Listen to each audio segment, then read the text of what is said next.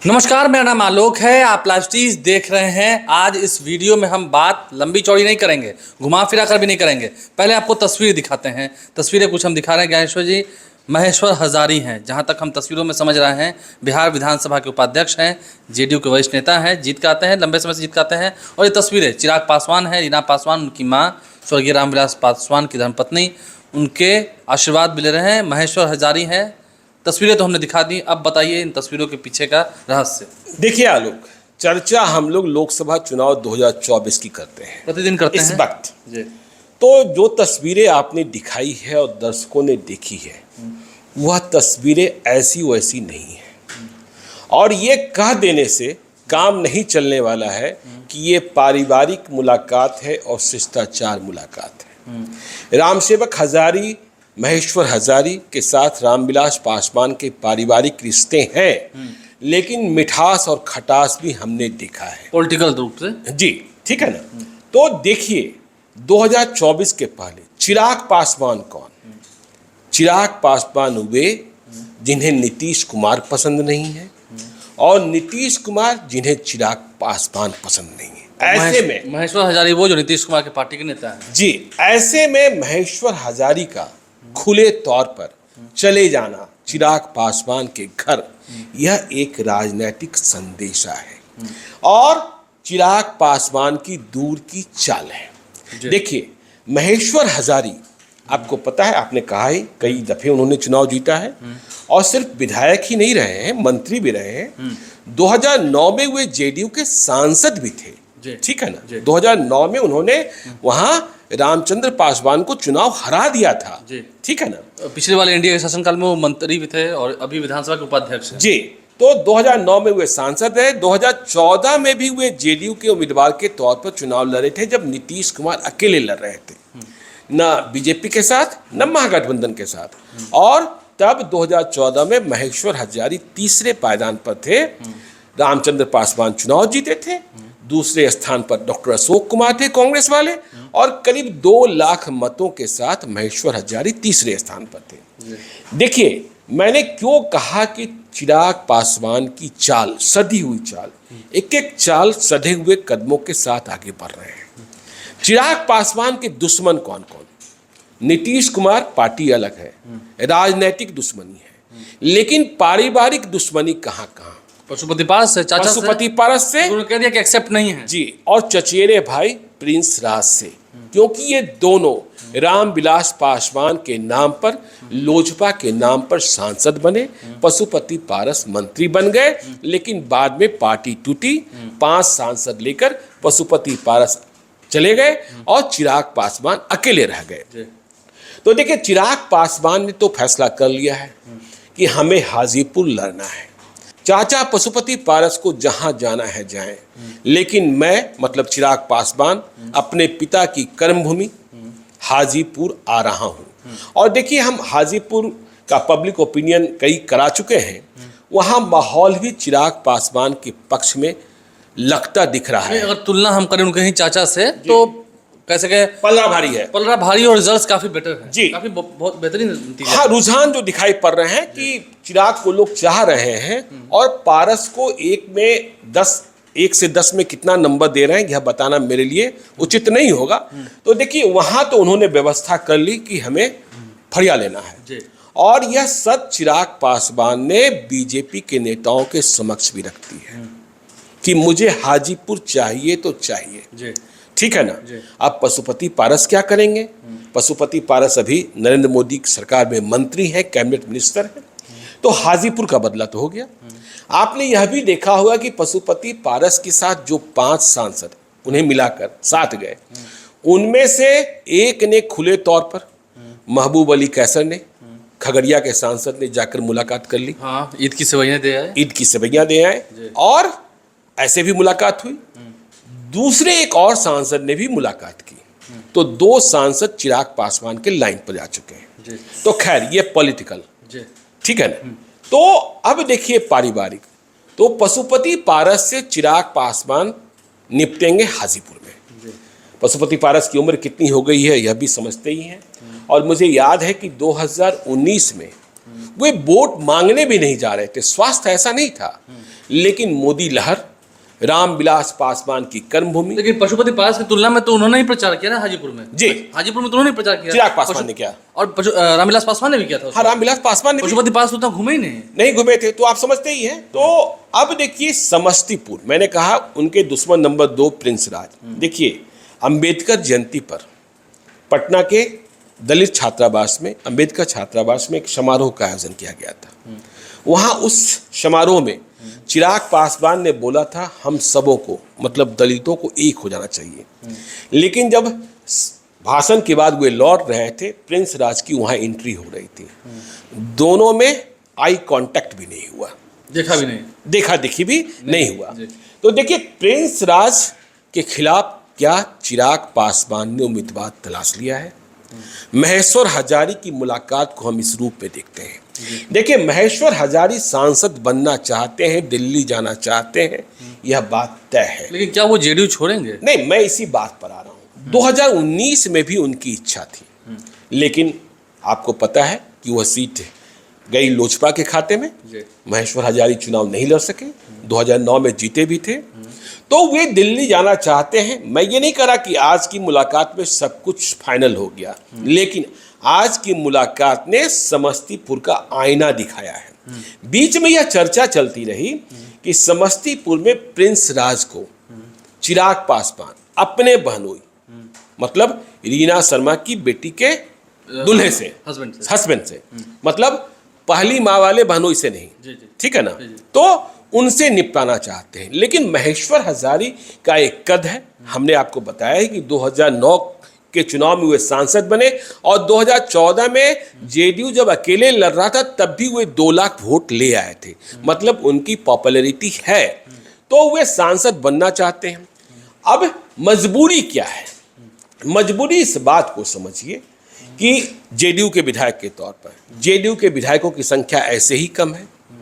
तो जेडीयू आज की तारीख तक की रणनीति में अपने किसी विधायक को लोकसभा चुनाव का उम्मीदवार नहीं बनाना चाहता है। ठीक है ना, उम्मीदवार नहीं बनाना चाहता है। तो इस बात की आहट हमें और आपको या दूसरे पॉलिटिकल पंडितों को है, तो इस बात की आहट महेश्वर हजारी को भी होगी, सभी नेताओं को होगी। और इस बात को भी समझिए, महेश्वर हजारी बिहार सरकार में मंत्री बनना चाहते थे, लेकिन मंत्री नहीं बन पाए। तो बाद में उन्हें खुश करने के लिए बिहार विधानसभा का उपाध्यक्ष बना दिया गया, वो भी तब जब एनडीए का शासनकाल था और अभी महागठबंधन समय। जी, तो आप समझते हैं कि भूमिका क्या होती है, उपाध्यक्ष की भूमिका कितनी महत्वपूर्ण होती है, कितनी महत्वपूर्ण नहीं होती है। तो जैसे ही ये मुलाकात हुई और आपने जो तस्वीरें दिखाई हैं, उन तस्वीरों में देखिए कितनी आत्मीयता झलक रही है। फिर तस्वीर दिखाते हैं, तस्वीर दिखाइए, फिर दिखा दीजिए, ठीक है ना। कितनी आत्मीयता झलक रही है। और महेश्वर हजारी रीना पासवान का पैर छूकर आशीर्वाद ले रहे हैं। तो आशीर्वाद लेने और आशीर्वाद देने, जैसे ही आप किसी व्यक्ति का पैर छू लेते हैं तो बहुत सारे खटास, मन का राग द्वेष तो ऐसे ही मिट जाता है कि पहले क्या हुआ था। और पॉलिटिक्स में आपको पता है कोई दुश्मन स्थायी नहीं होता है, कोई दोस्त स्थायी नहीं होता है।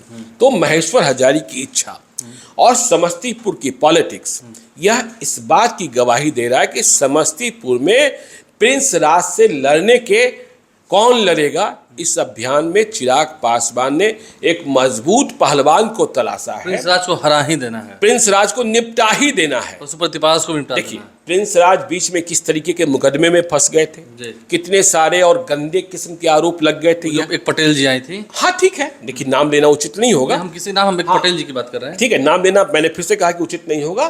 तो चिराग पासवान सधे हुए कदमों से, क्योंकि देखिए एक बात मैं बार बार कहता हूं कि बीजेपी के 2 इरादे हैं। बीजेपी का 2 इरादा क्या है? एक इरादा लोकसभा चुनाव में 40 में 40 संभव है, नहीं है, यह बात मैं नहीं कह रहा हूं। 40 में 39 2019 में था, तो वह नीतीश कुमार के साथ, हाँ नीतीश कुमार साथ में थे, तो वह सीटों को कम नहीं करना चाहती है। और दूसरा, वह नीतीश कुमार को बर्बाद करना चाहती है, जेडीयू को तोड़ना चाहती है, जेडीयू को तोड़ने का जिम्मा आरसीपी सिंह को दिया गया था, लेकिन आरसीपी सिंह अपने मिशन में कामयाब नहीं हो पाए। और आपने देखा ही, जब मिशन में कामयाब नहीं हुए तो किस लो प्रोफाइल में वे चले गए, बीजेपी में शामिल भी कराए गए तो बहुत वजन मिलता हुआ नहीं दिखा। धर्मेंद्र प्रधान ने शामिल करा दिया। और आपने देखा ही, पटना में जब वे बीजेपी कार्यालय आए तो सम्राट चौधरी के साथ, सम्राट चौधरी कौन?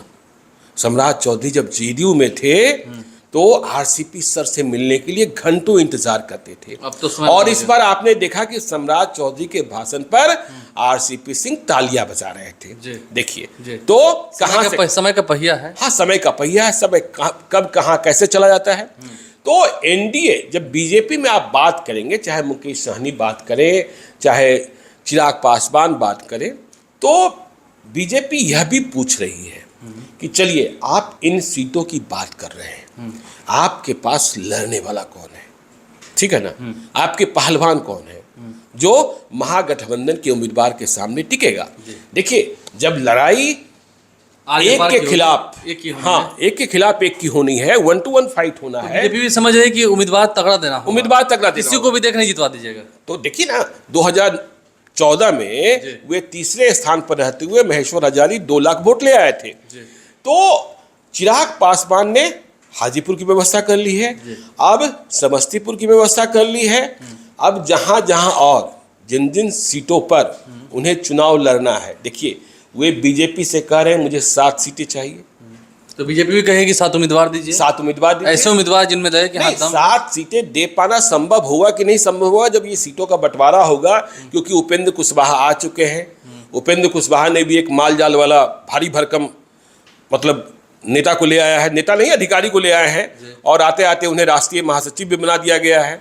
सुपौल में लोग भले न जाने, लेकिन चर्चा तो शुरू हो गई है कि चुनाव लड़ेंगे। ठीक है ना। हाँ, आईएएस अधिकारी रहे। हाँ, आईएएस अधिकारी रहे, खाना खजाना पूरा भरा पड़ा है, तो लड़ने में पीछे नहीं हटेंगे। लड़ने में पीछे नहीं हटेंगे। और जब धन दौलत, तो मैं आज भी सुपौल में लोगों से पूछ रहा था, सुपौल में लोग उन्हें जानते नहीं है, लेकिन धन दौलत बहुत कुछ करा देता है। हाँ, मालजाल बहुत कुछ करा देता है। तो इस बातों को आपको समझना होगा। मुकेश सहनी भी बीजेपी के करीब जाएंगे, तो उनसे भी उम्मीदवारों के बारे में पूछा जाएगा। मांझी जी की भी नैया डोल रही है। मांझी जी तो मुझे लगता है कि वे महागठबंधन से आउट ही हैं, क्योंकि उनकी जितनी चाहत है वह संभव नहीं दिख रहा है, और यह संभव महागठबंधन में भी नहीं दिख रहा है, और यह संभव एनडीए में भी नहीं दिख रहा है।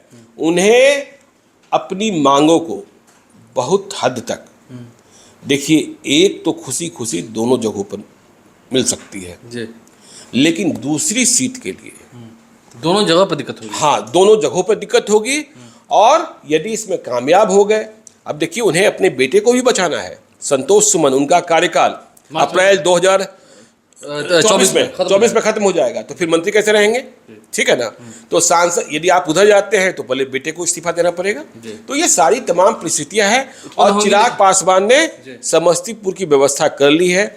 अब महेश्वर हजारी पटना लौटते हैं तो नीतीश कुमार से क्या जवाब देते हैं, क्योंकि जेडीयू का कोई नेता जाकर चिराग पासवान से मिल ले बंद कमरे में बातें तो हुई होंगी, मिठाई उठाई भी लेके गए हैं। तो यह बातें नीतीश कुमार को कितनी पसंद आएगी, ललन सिंह को कितनी पसंद आएगी, और इसका स्पष्टीकरण क्या दिया जाएगा, क्योंकि शादी विवाह नहीं था। ठीक है ना, कोई ऐसा आयोजन नहीं था कि वहां आप आमंत्रित किए गए थे।